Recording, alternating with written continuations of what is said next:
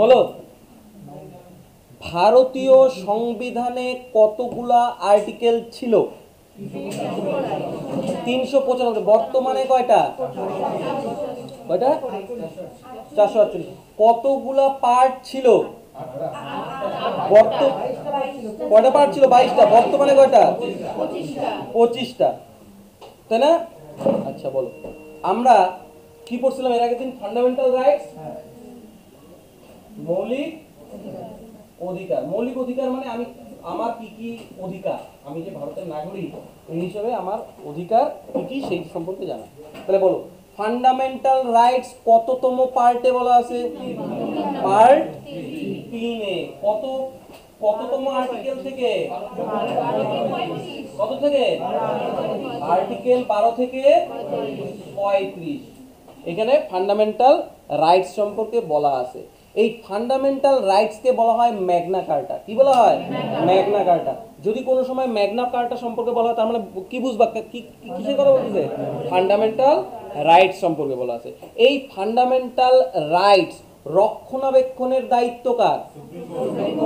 Supreme court এবং high court. কে কে রক্ষা করবে? সুপ্রিম কোর্ট এবং হাইকোর্ট। যদি বলে ফান্ডামেন্টাল রাইটস সংশোধন কে করতে পারে? কে? সংসদ বা পার্লামেন্ট। বোঝা গেল তো? এই ফান্ডামেন্টাল রাইটস কেউ রদ করতে পারে না, কিন্তু কিছু সময়ের জন্য স্থগিত করতে পারে। কে? কে? রাষ্ট্রপতি। কিসের জন্য স্থগিত করতে পারে? কোন ইমার্জেন্সি? ইমার্জেন্সি সময় রাষ্ট্রপতি স্থগিত করতে পারে, রদ করতে কিন্তু পারে না, সাময়িক সময়ের জন্য স্থগিত। তাহলে কয়েকটা জিনিস মাথায় রাখবো। বলো, রক্ষণাবেক্ষণের দায়িত্ব ফান্ডামেন্টাল রাইটস কার? পার্লামেন্টের। আচ্ছা, সংশোধন কে করবে? কে করবে? পার্লামেন্ট। কিছু সময়ের জন্য স্থগিত কে রাখবে? রাষ্ট্রপতি রাখবে। স্থগিত রাখবে কে? কোন সময়? ফান্ডামেন্টাল রাইটস কি রদ করা যায় না, কিছু সময়ের জন্য তবু এখানে ব্যাপার আছে, সেটা আমি কিছুক্ষণ পরে বলবো। ম্যাগনা কার্টা বলতে কাকে বোঝায়?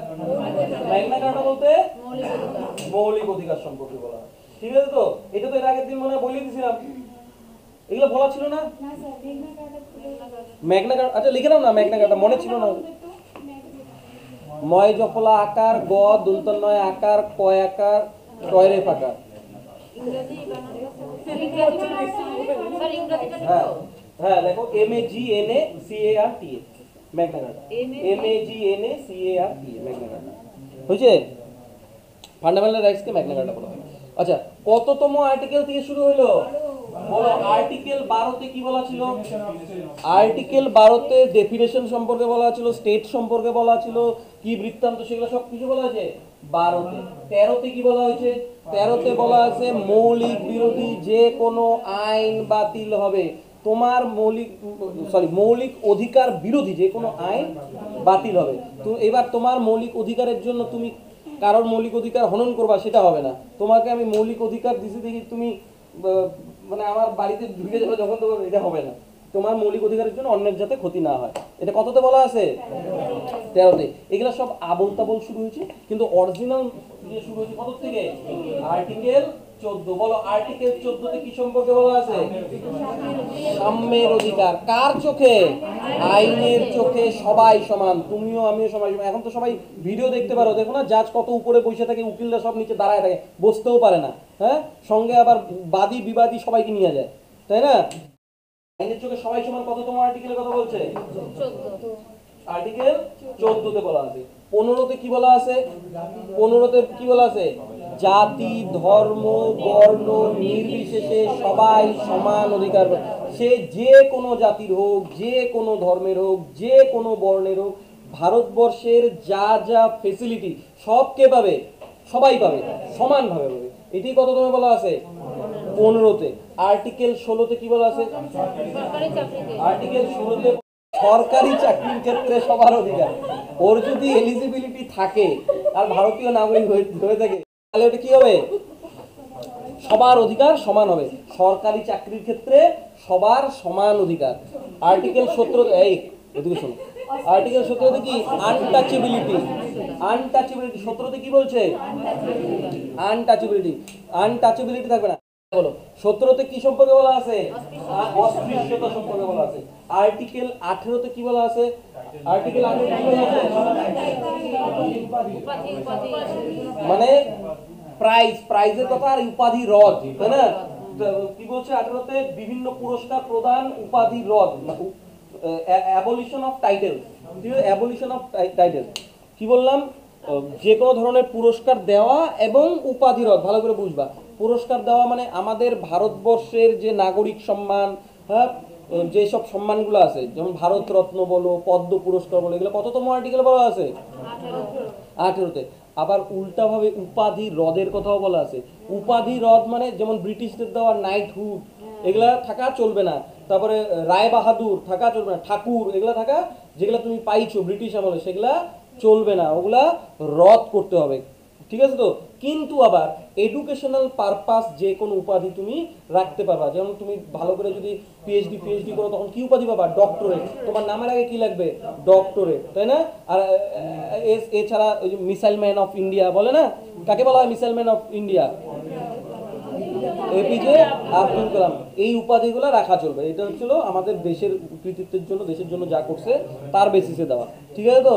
তাহলে বোঝা গেল তো 18তে কি বলা আছে, 18তে কি বলা আছে, অ্যাবলিশন অফ টাইটেলস আর বিভিন্ন পুরস্কার প্রদানের কথাও বলা আছে।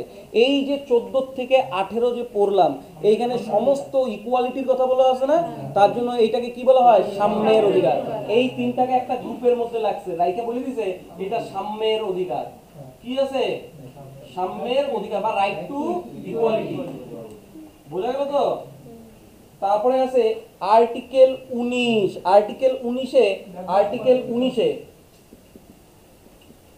আর্টিকেল 19-এ 1978 সাল পর্যন্ত 7টা স্বাধীনতার অধিকারের কথা বলা আছে। কি বলা আছে, স্বাধীনতার কথা। কয়টা ছিল 78 পর্যন্ত, কয়টা, 7টা। কয়টা ছিল, 7টা। সবার প্রথমে এবিসিডি করে লিখি, বইলেও তো দিছিলাম।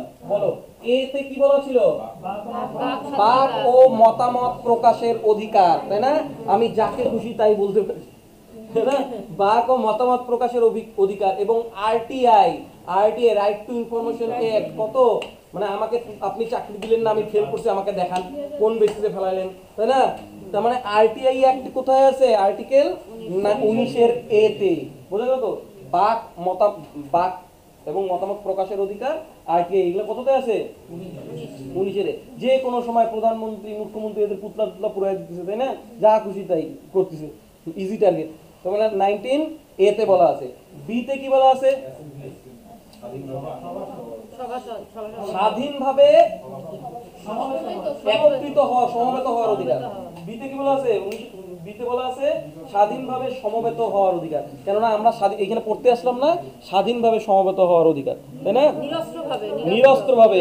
এখানে যদি কেউ বন্দুক টন্দুক নিয়ে আসতো তাহলে সবাইকে শুদ্ধ নিয়ে যেত, তাই না? স্বাধীনভাবে সমবেত হওয়ার অধিকার কোথায় বলা আছে, 19-এর বিতে। আচ্ছা, সিতে কি বলা আছে, সভা ও সমিতি গঠনের অধিকার। ওই সভা ও সমিতি গঠন করে না, এনজিও ফেনজিও গঠন করে না, হ্যাঁ, সমিতি টমিতি গঠন করে না, মিটিং টিটিং করে গঠন করে না, এই সভা সমিতি গঠনের কথা বলা আছে কিসেতে, সিতে। তাহলে বলো, এতে কি বললাম সবার প্রথমে, বাক ও মতামত প্রকাশের অধিকার। বিতে কি বলা আছে, সমবেত হওয়ার অধিকার, সভা সমিতি গঠনের অধিকার। তারপরে সি অবধি বললাম না। ডিতে কি বলা আছে, যে কোনো জায়গায় স্বাধীনভাবে চলাচলের অধিকার। ভারতবর্ষের নাগরিক হিসেবে তুমি যে কোনো জায়গায় যে কোনো সময় যাইতে পারো। তাই বলে আবার ওই বিএসএফ ক্যাম্পে হুড়হুড়া ঢুকে যেত, থাবড়ায় বাইরে করে দিবে, হ্যাঁ, ডিএম অফিসে ডিএম এর রুমে যখন খুশি তখন ঢুকে যেতে চলবে না। কেননা কতগুলো অথরিটি আছে যে জায়গায় পারমিশন লাগবে তোমাকে, তাই না? ওই ফান্ডামেন্টাল রাইটস করতে গিয়ে যে কোনো জায়গায় যাওয়া যাবে না। ঘুরতে যাও, যে কলকাতায় ঘুরে আসো, তাই বলে আবার বেশি গভীরে যাওয়ার দরকার নেই, তাই না? তাহলে বলো, ডিতে কি বলা আছে, 19-এর ডিতে স্বাধীনভাবে চলাচলের অধিকার। 19-এর ইতে কি বলা আছে, যে কোনো জায়গায় বসবাসের অধিকার। তুমি যে কোনো জায়গায় বসবাস করতে চাইলে করতে পারো। কলকাতায় গিয়া ফুটপাতে গিয়ে শুয়ে থাকতে পারো, কোনো অসুবিধা নেই। যে কোনো জায়গায় বসবাসের অধিকার, তুমি যদি ভারতীয় নাগরিক হও, তাই না? 19-এর ইতে স্বাধীনভাবে বসবাসের অধিকার। এফে কি বলা আছে, এফ এ বলা আছে সম্পত্তির অধিকার, তোমার সম্পত্তি তোমারই, তোমার কাছ থেকে কেউ ছিনায় নিতে পারবে না। কিন্তু এটা 1978 সাল পর্যন্তই ছিল।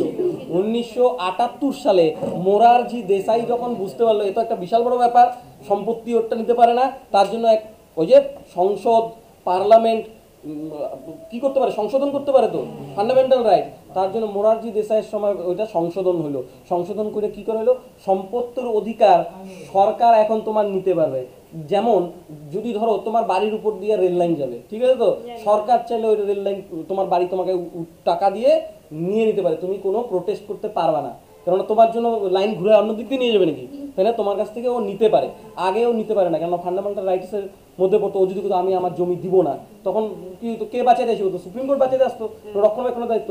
এই জন্য সংসদ ওইটা ঠিক করলো, কেউ তোমার সম্পত্তি নিতে পারবে না, কিন্তু প্রয়োজনে গভর্নমেন্ট তোমার ইয়েটা সম্পত্তি নিতে পারে, ঠিক আছে তো? এই জন্য সম্পত্তির অধিকারটাকে চেঞ্জ করে দিল, ফান্ডামেন্টাল রাইটসে আর রাখেই নেই। সম্পত্তির অধিকারটাকে তুলে নিয়ে গিয়ে কোথায় নিয়ে গেছে, লিগাল রাইটসে 300A তে, ঠিক আছে? এটা পরে বলে দেবো। তাহলে বলো, সম্পত্তির অধিকার বর্তমানে কি রাইটস, লিগাল রাইটস, ঠিক আছে তো?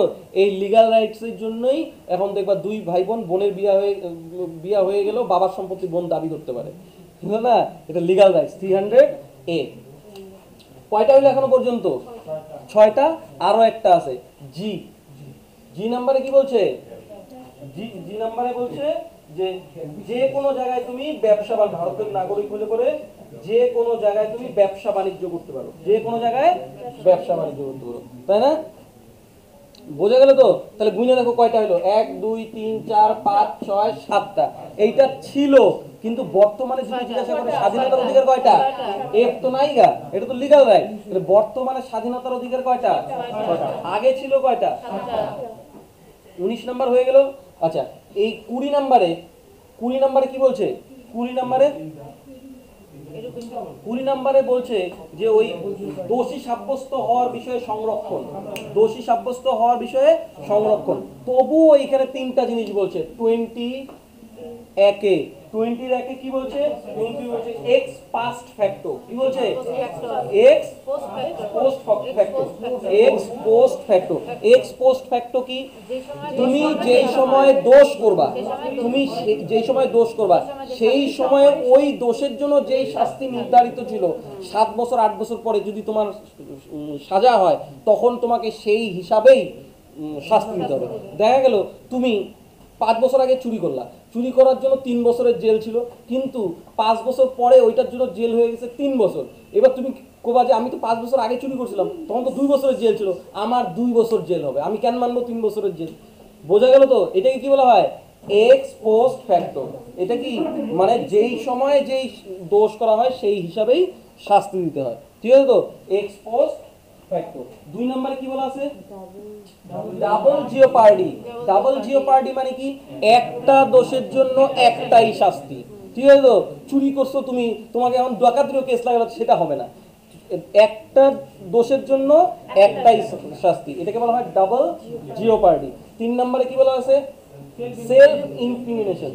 সেলফ ইনক্রিমিনেশন মানে কি, সেলফ ইনক্রিমিনেশন মানে হচ্ছে হলো নিজের পক্ষে তুমি নিজেকে বাঁচানোর জন্য যা যা করা দরকার তুমি করতে পারবা, কেউ তোমাকে বাধ্য করতে পারবে না তুমি তোমার বিপক্ষে ভার্ডিক্ট দাও, তোমার বিপক্ষে কোনো ইয়ে দাও, সেটা কেউ তোমাকে বাধ্য করতে পারবে না, যদি করে তাহলে ওর শাস্তি হবে। বোঝা গেল তো? তাহলে ক্লিয়ার? তাহলে 3টা কি কি বললাম, এক্স পোস্ট ফ্যাক্টো, ডাবল জিওপার্ডি আর সেলফ ইনক্রিমিনেশন। বোঝা গেল? দোষী নিজেকে বাঁচানোর জন্য যা যা করার সে করতে পারে, কিন্তু ওকে কেউ বাধ্য করতে পারবে না তার বিপক্ষে কোনো রায় দিতে বা মতামত প্রকাশ করতে। এটা কত নম্বর বললাম, 20 নম্বর। আর্টিকেল 21 কি বললাম, জীবন ও ব্যক্তিগত স্বাধীনতার অধিকার। জীবন ও ব্যক্তিগত স্বাধীনতার অধিকার আমার নিজের ব্যাপার।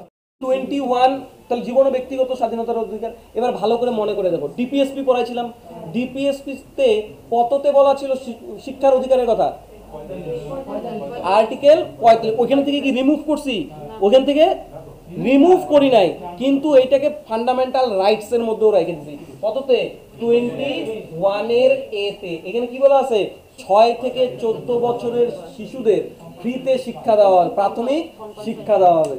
6 থেকে, কেননা ওই শিশুটা যদি শিক্ষিত না হয় তাহলে ও কি বুঝবে ফান্ডামেন্টাল রাইটস, ও কি বুঝবে কম্পিটিটিভ এক্সাম কি, তাহলে ওকে শিক্ষিত হইতে হবে তো, চাকরি পেতে হবে তো, তার জন্য এটা ফান্ডামেন্টাল রাইটসে ঢুকাই দিয়েছে আর্টিকেল 21A তে। কত সালে ঢোকানো হয়েছে? 2002 সালে। কততম সংবিধান সংশোধনের মাধ্যমে? 86তম। কততম? 86th amendment. আর আরেকটা জানি একটু আগে কি সরাই দিছিলাম, ওই যে সম্পত্তির অধিকার 19 এর F, ওইটা কত সালে সরাইছি? 1978 সালে। কততম সংবিধান সংশোধন? 44তম সংশোধন দ্বারা ওইটাকে কোথায় নিয়ে গেছি? Legal rights. বোঝা গেল তো? 21 হয়ে গেল তো। এইবার আর্টিকেল 22। আর্টিকেল 22 কি বলা আছে? আর্টিকেল 22 বলা আছে বিভিন্ন কারণে গ্রেপ্তার বা আটকের বিরুদ্ধে সংরক্ষণ। বিভিন্ন কারণে গ্রেপ্তার বা আটকের বিরুদ্ধে সংরক্ষণ। বিনা কারণে কেউ তোমাকে গ্রেপ্তার করতে পারবে না। বিনা কারণে কেউ তোমাকে গ্রেপ্তার করতে পারবে না। ওইখানে এটাও বলা আছে বিনা কারণে চাইলে তোমাকে গ্রেপ্তার করতে পারবে না, কিছু করতে পারে, গ্রেপ্তার করতে পারে কিছু কিছু ক্ষেত্রে। যেরকম ধরো না যে ইলেকশনের দিন, ইলেকশন চলতেছে, কোচবিহারের ইলেকশনের দিন যাইতা দেখি ডিএম অফিসে হরতাল করতে, আমার দাবি মানতে হবে নিয়ে যাবে, কেননা প্রোটেস্ট করাও তো তোমার অধিকার, কিন্তু দিন বুঝা যে কোনো দিন করা যাবে না। বোঝা গেল তো? তাহলে 19 থেকে 22 পর্যন্ত বুঝতে পারলাম। এই 19 থেকে 22 শুধুমাত্র তোমার স্বাধীনতার কথা বললাম, স্বাধীনতার কথা বললাম না, তার জন্য এই গ্রুপটাকে কি বলা হয়? Right two freedom. কি বলা হয়? Right two freedom. তাহলে বলো 19 থেকে 22 তে কি বলা আছে? স্বাধীনতার অধিকার, রাইট টু ফ্রিডম। এরপরে আসি আর্টিকেল 23। আর্টিকেল স্যার, ওই জরুরি অবস্থায় 20-21 কে রদ করা যাবে না, ওটা কোথায় ছিল? এটা না আগেই বললাম। কি বলছিলাম? যে এই যে ফান্ডামেন্টাল রাইটস কেউ তোমার রদ করতে পারে না, কিন্তু কিছু সময়ের জন্য স্থগিত করতে পারে। কে করতে পারে?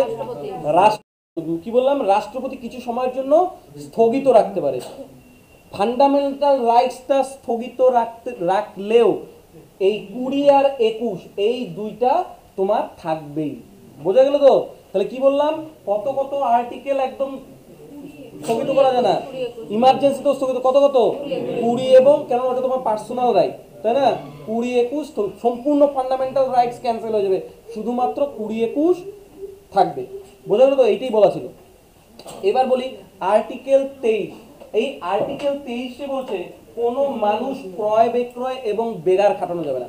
কোনো মানুষ কেনা বেচা করা যাবে না, এবং কোনো মানুষকে বেগার করা যাবে না। কোনো মিস্ত্রিকে তুমি বাড়িতে এনে কাজ করে ওকে পয়সা দিলে না, তাহলে ও তোমাকে গ্রেপ্তার করবে, তাই না? তোমাকে গ্রেপ্তার করবে। তাহলে কি বললাম? আর্টিকেল 23 কি বলা আছে? কোনো মানুষ ক্রয় বিক্রয় এবং কোনো মানুষকে বেগার খাটানো যাবে না। তারপরে আর্টিকেল 24। আর্টিকেল 24 কি বলা আছে?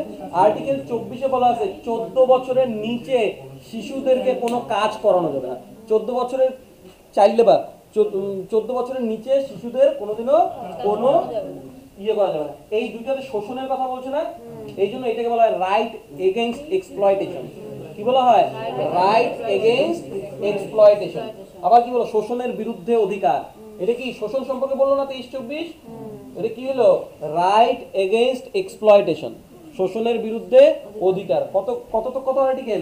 23 এবং 24। এবার 25 সম্পর্কে বলো। 25 আর্টিকেল 25 বললো তুমি যে কোনো ধর্ম অবলম্বন করতে পারবা, যে কোনো, তোমার চয়েস। তুমি যদি হিন্দু হয়ে জন্ম নাও, ভবিষ্যতে তুমি মুসলিম ধর্ম গ্রহণ করতে পারবা, খ্রিস্টান ধর্ম গ্রহণ করতে পারবা, বা ওইখান থেকে ভাইস ভার্সা। এটা তোমার পার্সোনাল অধিকার, যে কোনো ধর্ম তুমি অবলম্বন করতে পারবা। কততম আর্টিকেলে বলছে? আর্টিকেল 25। এবার আর্টিকেল 26 বলো। এই 26 বলছিল ধর্ম পরিচালনার জন্য যে কোনো কার্য তুমি পরিচালনা করতে পারবা। ধর্ম পরিচালনা করার জন্য যে কোনো কাজ, মন্দির মসজিদে যাও, কাজ করো, এটা তোমার অধিকার, কেউ আটকাতে পারবে না। ধর্ম পরিচালনার জন্য যা যা কাজ দরকার তুমি করতে পারবা। আর্টিকেল 27 কি বলছে? আর্টিকেল 27 বলছে ধর্ম পরিচালনার জন্য তুমি ট্যাক্স দিতে বাধ্য না। 27 কি বলছে? ধর্মীয় প্রতিষ্ঠানের বৃদ্ধির জন্য কোনো ট্যাক্স দিতে তুমি বাধ্য না। তাহলে কি বললাম? ধর্মীয় কার্য পরিচালনার জন্য কোনো ট্যাক্স দিতে তুমি বাধ্য না। এটা কততম আর্টিকেলে বলছে? 27। 28 কি বলছে? আর কি বলছে? 28 বলছে যে ধর্মীয় শিক্ষা দেওয়ার বিষয়ে স্বাধীনতা। ভালো করে বলবো, ধর্মীয় শিক্ষা দেওয়ার ব্যাপারে স্বাধীনতা। কিন্তু মন দিয়ে মনে রাখবা, কোনো সরকারি স্কুলে ধর্মীয় শিক্ষা দেওয়ার কোনো অধিকার নাই। কোনো স্কুলে, কোনো শিক্ষা প্রতিষ্ঠানে, যে কোনো শিক্ষা প্রতিষ্ঠানে ধর্মীয় শিক্ষা দেওয়ার কোনো রাইটস নাই কারো। বোঝা গেল? এটা আটকানো। আমি কি বললাম? ধর্মীয় শিক্ষা দেওয়ার স্বাধীনতা তোমার আছে, কিন্তু স্কুলের বাইরে। বোঝা গেল? দেখো, মাদ্রাসায় যদি উর্দু শেখানো হয় সেইটা হচ্ছে ল্যাঙ্গুয়েজ। হিন্দু স্কুলে যদি স্কুলে আমাদের সংস্কৃত পড়ানো হয় সেটা ভাষা, সেটা কোনো হিন্দু ইয়ে না। বোঝা গেল? কোনো ধর্ম প্রচার না, বা ধর্মপ্রচার সম্পর্কে কোনো শিক্ষা না। আমাদের কোনো স্কুলে ধর্ম শিক্ষা দেওয়াই হয় না। বোঝা গেল তো? ক্লিয়ার? ওইটা হচ্ছিল ল্যাঙ্গুয়েজের দিক থেকে। মাদ্রাসাতে উর্দুতে আর আমাদের এখানে সংস্কৃত শেখানো হয়, সেটা ভাষা, সেটা কোনো ধর্ম না। বোঝা গেল? তাহলে এবার বলো, তাহলে কি বললাম? আর্টিকেল 28 অব্দি বলে দিলাম তো। তাহলে ধর্মীয় শিক্ষা দেওয়ার বিষয়ে স্বাধীনতা, কিন্তু সরকারি বিদ্যালয়ে ধর্মীয় শিক্ষা নিষিদ্ধ। মনে থাকবে, সরকারি বিদ্যালয়ে কোনোদিনও ধর্মীয় শিক্ষা দেওয়া যায় না। কেননা এই আমাদের দেশে বর্তমান যা ট্রেন্ড, কয়টা জিনিসের উপরে ডিপেন্ড করি তো রাজনীতি চলতেছে। একটা কি? ধর্ম, আর একটা জাতি। এই দুইটার উপরে ডিপেন্ড করে চলতেছে তো। কেননা একটা কিছু করলেই তোমাকে উস্কানি দিবে যে ওরা করছে বা এটা হচ্ছে, উল্টা পাশেও তাই। ঠিক আছে, নাম কামানোর জন্য। এটা হচ্ছে ট্রেন্ড। এগুলো নিয়ে কথা না বলাই ভালো। ঠিক আছে তো? তাহলে কি বললাম? আর্টিকেল 25 কি বলা আছে? যে কোনো ধর্ম অবলম্বন করতে পারবো। আর্টিকেল 26 কি বলা আছে? ধর্ম বিষয়ে কার্য পরিচালনার স্বাধীনতা। ধর্মকে ইয়ে করার জন্য যা যা কাজ দরকার আমি করতে পারি। 27 কি বলা আছে? যে ধর্ম মানে প্রতিষ্ঠান, ধর্মীয় প্রতিষ্ঠান মানে মন্দির মসজিদ উন্নতির জন্য ট্যাক্স দিতে আমি বাধ্য না। এই যে অযোধ্যায় যে মন্দির বানাইছে, কেউ তোমাকে ফোর্স করছে টাকা দেওয়ার? কেউ কিন্তু তোমাকে ফোর্স করতে পারবে না। এটা তোমাকে ডিমান্ড করলে করতে পারে, সেটা তোমার ব্যাপার। তুমি দিবা বা না দিবা সেটা তোমার ব্যাপার। বোঝা গেল তো? ভালো করে বলি। তারা কি বললাম? আর্টিকেল 25 কি বললাম? যে কোনো ধর্ম অবলম্বন করতে পারি। 26 কি বললাম? কার্য পরিচালনার স্বাধীনতা। 27 কি বললাম? ট্যাক্স দিতে আমি বাধ্য না। 28 কি বললাম?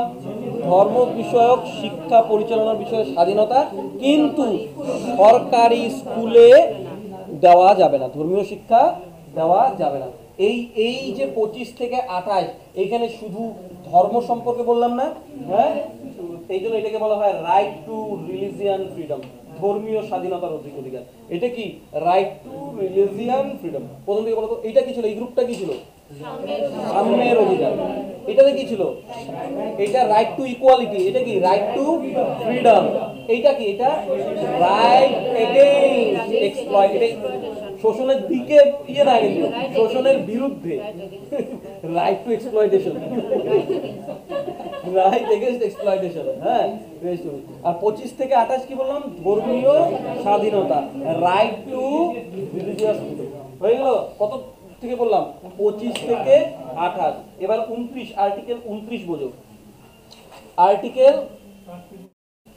29, আর্টিকেল 29 কি বললাম? আর্টিকেল 29 হচ্ছে সংখ্যালঘুদের ভাষা, লিপি এবং সংস্কৃতির সংখ্যা। কি বললাম? কি বললাম? আর্টিকেল 29 কি? সংখ্যালঘুদের। সংখ্যালঘু বোঝো না?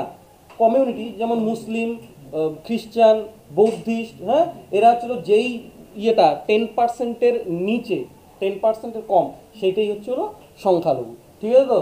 তাহলে কি বললাম? সংখ্যালঘুদের ভাষা, লিপি, সংস্কৃতি সংরক্ষণ। কেননা সংস্কৃতি সংরক্ষণ মানে, যেমন দেখবা পাঞ্জাবিদের সংস্কৃতি কি? পাগড়ি পরা। তারা ও পাগড়ি পরতেই পারে, এটা ওর অধিকার। ঠিক আছে তো? হিন্দু ব্রাহ্মণদের কি? ধুতি পাঞ্জাবি, তাই না? বোরখা টোরখা এগুলো পড়তেই পারে, এটা ওর অধিকার। ঠিক আছে তো? ওটা কালচারটাকে সম্মান করা হচ্ছে অধিকার। শিক্ষা সংখ্যালঘু। তাহলে আর্টিকেল 29 কি বললাম? সংখ্যালঘুদের ভাষা, লিপি ও সংস্কৃতি সংরক্ষণ। আর আর্টিকেল 30-এ কি বলছে? আর্টিকেল 30-এ ওই সংখ্যালঘুদেরই শিক্ষার অধিকারের কথা বলছে। সংখ্যালঘুদের কিসের কথা বলছে? সংখ্যালঘুদের শিক্ষা প্রতিষ্ঠান। যেমন দেখবা খ্রিস্টানদের স্কুল কিন্তু ওরা আলাদা আলাদাই থাকে না? যেমন আমাদের সেন্ট মেরি পুরোটাই কিন্তু খ্রিস্টান ধর্মের উপরে ডিপেন্ডেন্ট, তাই না? ওই কি বললাম, সংখ্যালঘুদের শিক্ষা প্রতিষ্ঠান স্থাপনে এবং পরিচালনায় ওদের অধিকার আছে। তাহলে এই 29 আর 30 সংখ্যালঘুদের কথা বললো না? সংখ্যালঘুদের কিসের কথা? সংস্কৃতি ও শিক্ষার অধিকার। এইটা 29-এ কি ছিল? সংস্কৃতি, কালচার। আর 30-এ কি বলছে? শিক্ষা। বলো, সংস্কৃতি এবং শিক্ষার অধিকার কত আর্টিকেল? এইটা 29-30 কোন কাদের শিক্ষা সংস্কৃতি বলছে? সংখ্যালঘুদের। বোঝা গেল তো? সংখ্যালঘুদের। আচ্ছা, এইটুকু হয়ে গেল তো? কোন দেখি কয়টা এখন অবধি কয়টা গ্রুপ তৈরি করলাম? 1টা 2টা 3টা 4টা 5টা হলো 29-30। এইবার আর্টিকেল 31। এই আর্টিকেল 31-এও বলা ছিল সম্পত্তির অধিকার। ও একাই আর্টিকেল 31-এ ছিল ছিল। কেন বলতেছিল? কেননা 19-এর এফ যদি ডিলিট করা হয়, ফান্ডামেন্টাল একে কি ধরে না রাখবে?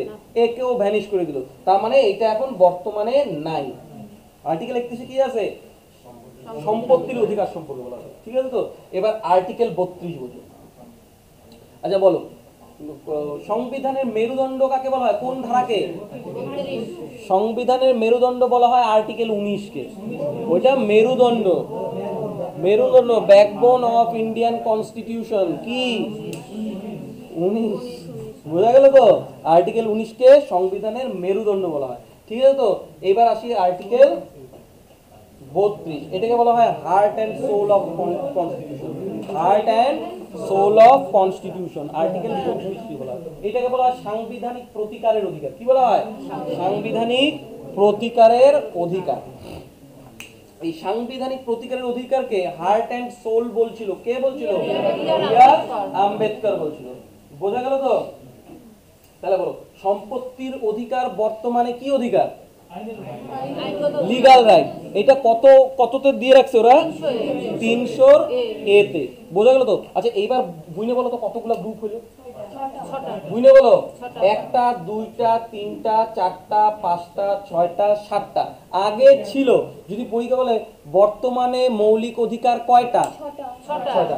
আগে কয়টা ছিল? 7টা। কোনটা বাদ দেওয়া হয়েছে? সম্পত্তির অধিকার। কত আর্টিকেলে ছিল? 31-এ ছিল এবং 19-এর এফে ছিল। স্বাধীনতার, যদি বলে স্বাধীনতার অধিকার কয়টা ছিল? 7টা। স্বাধীনতার অধিকার কই আছে? 19-এ তো। কয়টা আছে? 1টা 2টা 3টা 4টা 5টা 6টা 7টা ছিল। বর্তমানে কয়টা? আর মৌলিক অধিকারও বর্তমানে। আগে ছিল কয়টা? 7টা। তাহলে সাংবিধানিক প্রতিকারের অধিকার কততম আর্টিকেল? হার্ট অ্যান্ড সোল বলা হয় কোনটাকে? Backbone of constitution 19। কে বলছে এইটাকে হার্ট অ্যান্ড সোল? এবার আর্টিকেল 32টা বলবো। আর্টিকেল 32টা হচ্ছিল পুরাটাই সুপ্রিম কোর্টের উপর। কি বললাম? আর্টিকেল 32 কার? Supreme court. এই আর্টিকেল 32 হিসাবে সুপ্রিম কোর্ট লেখো বা রিট জারি করে। কি বললাম? সুপ্রিম কোর্ট কি জারি করে? রিট। কততম আর্টিকেল দ্বারা? 32 দ্বারা। বোঝা গেল তো? অধিকার বর্তমানে কয়টা? 6টা। প্রথম থেকে বলি। প্রথমে কি ছিল?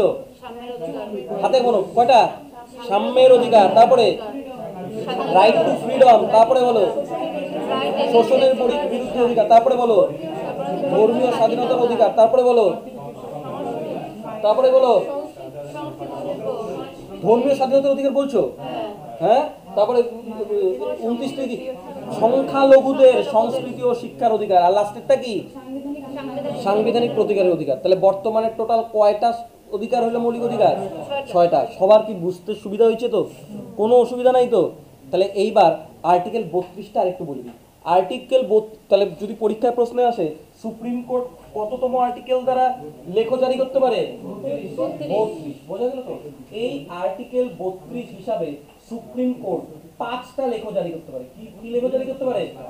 5টা লেখো জারি করতে পারে। আমি পরপর বলে দিচ্ছি। সুপ্রিম কোর্ট কয়টা লেখো জারি করতে পারে? 5টা। সবার প্রথম বলি হিবিয়াস কর্পাস। সবার প্রথম কি? হিবিয়াস কর্পাস। হিবিয়াস কর্পাস। এই হিবিয়াস কর্পাসটা কি? সশরীরে হাজিরা। কি বলা হয়? সশরীরে হাজিরা। সুপ্রিম কোর্ট জিজ্ঞাসা করবে পুলিশকে, এই কাকে অ্যারেস্ট করছিস? অমুককে। তুই এবং যাকে অ্যারেস্ট করছিস তারা দুইজনই আমার সামনে আসবে, আমি দেখবো। তার মানে কি হিবিয়াস কর্পাস মানে কি? সশরীরে হাজিরা। এটা হচ্ছিল 1 নাম্বার রিট, হিবিয়াস কর্পাস। 2 নাম্বার কি? ম্যান্ডামাস। কি বলা হয় 2 নাম্বার? ম্যান্ডামাস মানে পরমাদেশ। পরমাদেশ উই কমান্ড, পরমাদেশ। ঠিক আছে তো? তাহলে ম্যান্ডামাস মানে কি? পরমাদেশ। এই জিনিসটা কি? এই জিনিসটা কি? এইটা হচ্ছিল কোন আধিকারিক যদি তার কাজ ঠিক মতন পালন না করে তখন ম্যান্ডামাস। ঠিক আছে তো? কি বললাম? কোন আধিকারিক যদি তার কাজ ঠিক মতন পালন না করে তখন ওটাকে বলা হয় ম্যান্ডামাস বা পরমাদেশ। ঠিক আছে তো? যেমন কোন স্কুল টিচার ঠিক মতন স্কুলে যাইতেছে না, ঠিক আছে, স্কুলে যাইতেছে না, অনেক দিন ছুটিতে আছে, নিয়ম কানুনের বাইরে, ঠিক আছে তো, যে কোনো অফিসার ঠিক মতন ওর কাজ করতেছে না, তখন যে রিটটা চালু করবে সুপ্রিম কোর্ট তাকে কি বলা হয়? ম্যান্ডামাস। মানে কোনো আধিকারিক যদি ঠিক মতন কাজ না করে তখন সুপ্রিম কোর্ট জানতে চায় ওর কাছে কেন কাজ করতেছে না, পরমাদেশ উই কমান্ড আমি করতেছি, তুমি ঠিক মতন কাজ করো। ঠিক আছে তো? এটা কি বলবো? ম্যান্ডামাস। 3 নাম্বার হচ্ছিল অধিকার পৃচ্ছা বা কো ওয়ারেন্ট। কি বললাম? অধিকার পৃচ্ছা বা কো ওয়ারেন্ট। এই অধিকার পৃচ্ছা বা কো ওয়ারেন্ট কি? কোন আধিকারিক নিজের এখতিয়ারের বাইরে দিয়ে কাজ করলে তখন বলা হয় কোয়ারেন্ট বা অধিকার পৃচ্ছা। ঠিক আছে? অধিকার পৃচ্ছাটা বোঝো। কি বললাম? এটা কি বললাম? কোন আধিকারিক যদি ঠিক মতন কাজ না করে তখন ওটাকে কি বলবো? পরমাদেশ বা ম্যান্ডামাস। আর অধিকার পৃচ্ছা কি? কোন আধিকারিক যদি নিজের এখতিয়ারের বাইরে কাজ করে তখন কি? অধিকার পৃচ্ছা বা কোয়ারেন্ট। তো আধিকারিক তো না, আমি সিভিক পুলিশ দিয়ে বুঝি। হ্যাঁ, তো বর্তমানে যা সময়, সিভিক পুলিশ তো নিজেকেই ওই এসআই বা কনস্টেবল মনে করে, আইপিএস মনে করে, তাই না?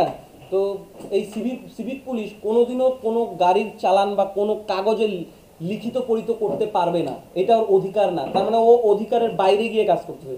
তখন যে সুপ্রিম কোর্ট যে লেখটা জারি করবে সেটাকে কি বলবে? অধিকার পৃচ্ছা বা কোয়ারেন্ট।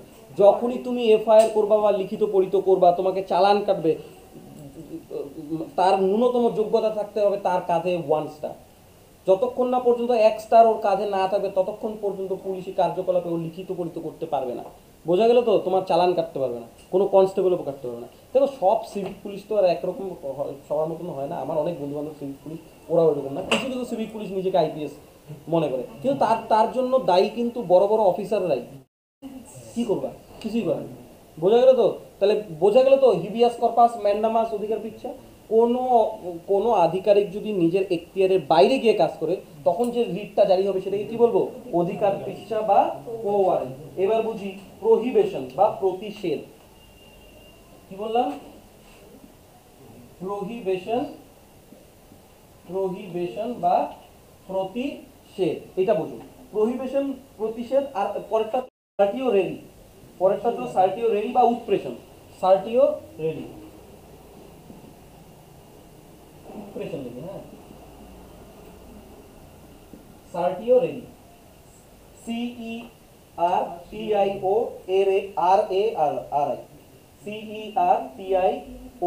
CERTIORARI, উৎপ্রেষণ। এই যে প্রহিবিশন আর উৎপ্রেষণ, এই দুইটাই কোর্টের উপর জারি করে। সুপ্রিম কোর্ট কার উপরে জারি করে? কোর্টের উপর। এই দুইটাই, প্রহিবিশন আর উৎপ্রেষণ। পরীক্ষায় প্রশ্ন আসে কোন দুইটা রিট শুধুমাত্র কোর্টের উপরে জারি হয়? প্রহিবিশন আর উৎপ্রেষণ। প্রহিবিশনটা বলুন। প্রহিবিশন হচ্ছিল প্রতিষেধ। নিম্ন আদালতকে নিষেধ করা হয় সেই সব মামলার জন্য যেগুলো তার এখতিয়ারে নাই। ঠিক আছে তো? নিম্ন আদালত মানে কার কথা বলছো বলতো? হাইকোর্ট, ডিস্ট্রিক্ট কোর্ট, তাই না? সুপ্রিম কোর্ট কোন কোর্টের কথা বলছে? District court, high court. মানে ওদেরকে নিষেধ করে যে এটা আপনার এখতিয়ার না, আপনি ওই কেসটা আমার কাছে পাঠান, ওটা আপনার এখতিয়ারে নাই। সুপ্রিম কোর্টে পাঠাতে পারে বা রেসপেক্টিভ যদি কোনো কোর্ট থাকে তাইলে। তোমরা জানো তো সিআইডির আলাদা কোর্ট হয়, হ্যাঁ, কোনো ম্যাটার যদি কলকাতা হাইকোর্টে থাকে, যদি সুপ্রিম কোর্টের থেকে অর্ডার হয় যে আপনি ওইটাতে নাক গলাবেন না, আপনি সিআইডি কোর্টে পাঠিয়ে দেন। প্রতিষেধ কাকে বললাম? যখন নিম্ন আদালতকে নিষেধ করা হয়, মানে আপনার এটা কাজ না, আপনি আমার কাছে অথবা রেসপেক্টিভ কোর্টে পাঠান, সেটাকে কি বলা হয়? প্রহিবিশন। ওর এখতিয়ারে নাই, ঠিক আছে তো? আর এবার বলুন, এবার হচ্ছে উৎপ্রেষণ, সার্টিউরারি। এটা কি? নিম্ন আদালত রায় দিয়ে দিল, নিম্ন আদালত রায় দিয়ে দিল, একটা ভার্ডিক্ট দিয়ে দিল, ঠিক আছে তো? সুপ্রিম কোর্ট ওইটাকে ক্যান্সেল করে দিতে পারে, ঠিক আছে না? ওই রায় বলবৎ হবে না। এটা কে বলে দিবে? Supreme court. ওইটাই হচ্ছে হলো উৎপ্রেষণ, ঠিক আছে তো? উৎপ্রেষণ কি?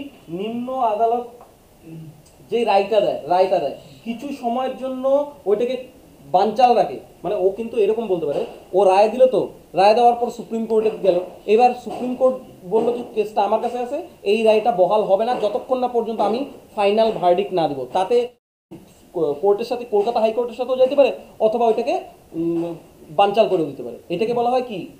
উৎপ্রেষণ। বোঝা গেল তো? সুপ্রিম কোর্ট যদি একবার ফাইনাল ভার্ডিক্ট দিয়ে দেয়, ওইটা তোমাকে মানতেই হবে। হ্যাঁ, তো এটাই হচ্ছিল উৎপ্রেষণ। এই প্রহিবিশন আর উৎপ্রেষণের মধ্যে ফারাকটা বুঝতে পারলা? স্যার এটা আরেকবার বলবেন অপারেশনটা? কোনটা? এইটা? খালি উৎপ্রেষণটা বোঝো, মানে কোনো ভার্ডিক্ট যদি কলকাতা, মানে নিম্ন আদালত যদি দিয়ে দেয়, সেইটা যদি ক্যান্সেল করে দেয় সুপ্রিম কোর্ট, যেই লেখো দ্বারা ক্যান্সেল করবে, সেইটাই হচ্ছিল উৎপ্রেষণ। বাস, আর কিছু মনে রাখার কোনো প্রয়োজন নেই। খালি মনে রাখবা কোর্টের জন্য দুইটা রিট জারি করতে পারে, সেটা কি কি? প্রহিবিশন আর উৎপ্রেষণ। প্রহিবিশনটা কি? প্রহিবিশনটাতে সুপ্রিম কোর্ট নিম্ন আদালতকে বলে যে এটা আপনার এখতিয়ারে নাই, আপনি এই বিষয়ে নাক গলাবেন না। আর উৎপ্রেষণটা কি? সুপ্রিম কোর্ট, কলকাতা, নিম্ন আদালত যদি কোনো একটা রায় দিয়ে দেয়, সেই রায়টা যদি উচ্চতম আদালত ক্যান্সেল করে দেয়, যেই লেখকরা ক্যান্সেল করে, সেটাই হচ্ছিল উৎপ্রেষণ। আর কিচ্ছু মনে রাখার কোনো প্রয়োজন নেই। আবার প্রথম থেকে বলি, কয়টা লেখ জারি করতে পারে সুপ্রিম কোর্ট? না, এগুলো লেখা রেখে ছবি তুলে নিবা, আচ্ছা ভিডিও আছে, বাড়িতে গিয়ে লিখতে পারবে, এখন লিখতে হবে তার না, ঠিক আছে তো? তাহলে কি বললাম? মৌলিক, সুপ্রিম কোর্ট কয়টা রিট জারি করতে পারে? কততম আর্টিকেল দ্বারা? 5টা রিটের মধ্যে প্রথম রিটটা কি? Habeas corpus. এটার মানে কি? সশরীরে হাজিরা। ম্যান্ডামাস কি? ম্যান্ডামাস মানে হচ্ছে হলো পরমাদেশ। উই কমান্ডে বিশাল জিজ্ঞাসা করে শোনো না কেন? পরমাদেশ। ম্যান্ডামাসটা মানে পরমাদেশটা কি বললো? পরমাদেশটা বললো কোনো আধিকারিক যদি ঠিক মতন ওর কার্য নির্বাহ না করে, তার জন্য ওর মতামত জানতে চায় সুপ্রিম কোর্ট, এটা কি বলা হয়? ম্যান্ডামাস। কোনো আধিকারিক যদি নিজের কাজ ঠিক মতন না করে, সেইটা বিষয়ে যদি জানতে চায়, সেটাই হচ্ছিল পরমাদেশ, ম্যান্ডামাস। অধিকার পৃচ্ছা কি? কো ওয়ারেন্ট। অধিকার পৃচ্ছা কি? কোনো আধিকারিক যদি নিজের এখতিয়ারের বাইরে গিয়ে কাজ করে, সেইটার জন্য যে রিটটা জারি করে, সেটার নাম কি? অধিকার পৃচ্ছা। আর প্রহিবিশন কি? প্রহিবিশন হচ্ছিল সুপ্রিম কোর্ট নিম্নতম আদালতকে বলে যে নিজের এখতিয়ারের বাইরের কাজে আপনি নাক গলাবেন না, সেইটাই হচ্ছে হলো প্রহিবিশন। আর উৎপ্রেষণটা কি? উৎপ্রেষণ মানে নিম্নতম আদালতের রায় দিয়ে দেওয়ার পরে সেই রায়টা ভবিষ্যতে বলবৎ হবে কিনা বা হবে না, সেইটা ঠিক করবে সুপ্রিম কোর্ট যেই লেখো দ্বারা, সেইটাই হচ্ছে হলো উৎপ্রেষণ। বোঝা গেল? 5টা রিট। এটা কততম আর্টিকেলে? আর্টিকেল 32-এ। ফান্ডামেন্টাল রাইটসের সবার ইয়ে দেওয়া হয়ে গেছে, নোট পাই গেছে সবাই? নোট পাইছো তো? তুমি পাও না রিজু? আচ্ছা, ফান্ডামেন্টাল রাইটস, ম্যাগনা কার্টা কাকে বলা হয়? কততম পার্টে আছে? কত আর্টিকেল থেকে কত আর্টিকেল? ফান্ডামেন্টাল রাইটস বর্তমানে কয়টা? আগে কয়টা ছিল? কোনটাকে ক্যান্সেল করে দিছো? কত সালে? কততম সংবিধান সংশোধন? 21-এর এতে কি বলা হয়েছে? শিক্ষার অধিকার, শিশু শিক্ষার অধিকার, শিশু শিক্ষার অধিকার। কততম সংবিধান সংশোধন কত সালে? ফান্ডামেন্টাল রাইটস বর্তমানে কয়টা? কোনটা ক্যান্সেল করে দেওয়া হয়েছে? 6টা পরপর কি কি বলো? সাম্যের অধিকার, স্বাধীনতার অধিকার, শোষণের বিরুদ্ধের অধিকার, ধর্মীয় স্বাধীনতার অধিকার, সংস্কৃতি ও শিক্ষা, শিশুর সংখ্যালঘুদের সংস্কৃতি ও শিক্ষার অধিকার। আরেকটা কি? সাংবিধানিক প্রতিনিধি। Fundamental rights complete. এর পরের দিন সম্ভবত আমি পার্লামেন্টে ঢুকবো। বোঝা গেল? Complete fundamental rights, DPSP, clear Roni? সমাপিয়া বোঝা গেল তো? বাস আজকে ছুটি।